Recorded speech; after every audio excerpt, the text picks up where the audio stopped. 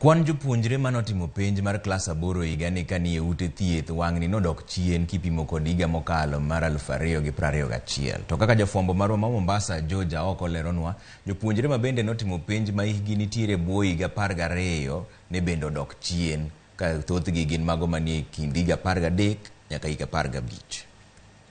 Jopuonjre mopogore ne jotimo penj margi mar klas 8 kata KCPE e ute thieth mopogore e pachoka.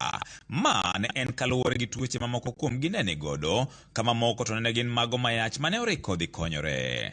E twak mare kanochiwo duoko mar penj mar higani, jatend migawo mar somo Ezekiel Machogu ne kata kamano koni kwan jopuonjre ma wang'ni ne otimo penj e ute thieth ne odok chien kod jopuonjre 19 kipimo kod higa mokalo. The number of candidates who sat the examination in hospitals in 2022 was 147 compared with 166 in 2021.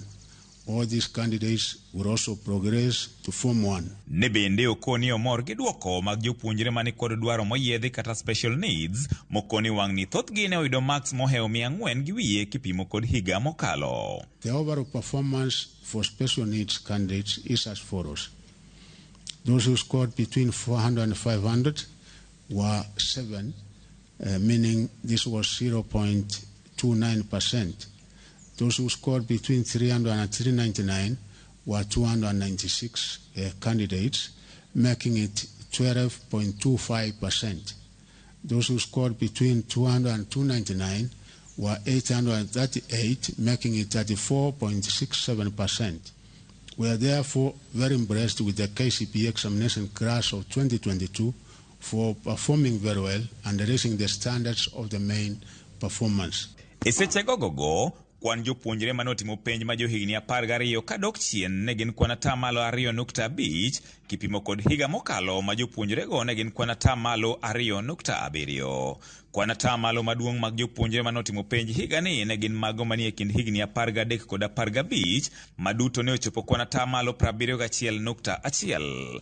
Jatend migawono ne bende oyango ni nitiere jopuonjre mani kod higni 18 kadhi nyime mane otimo penj mar KCPE ka thothgi ne yudore counties mag Garissa, Turkana, Kilifi, Kwale kaachiel kod Mandera. Of these candidates, 620,965, that is 50.32%, were boys, while 612,887, meaning 49.67%, were girls, a clear indication that our country has achieved gender parity at the primary school level.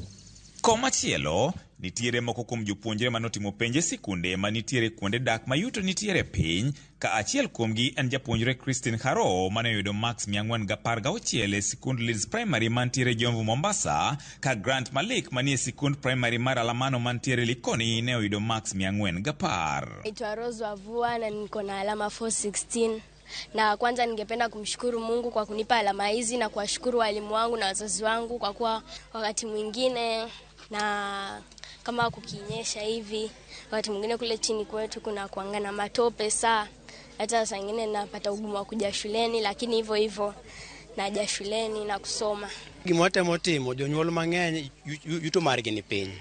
Koro gimotemo timo nyithindo waloso kodgi, wajiwogi mabiro na kanyalo timo penj maber to yuto mar janyuol ni piny.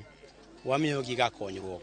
Kang'enygi skul okonyo. Linalonifurahisha zaidi ni kwamba wanafunzi wa kike waliongoza na kwa wingi sana. Wameweza kuwa ni darasa limekuwa na ushindani ulio bora na tunashukuru tumepata mshindi. George Aoko, Ramogi TV, Mombasa. Kwa mbele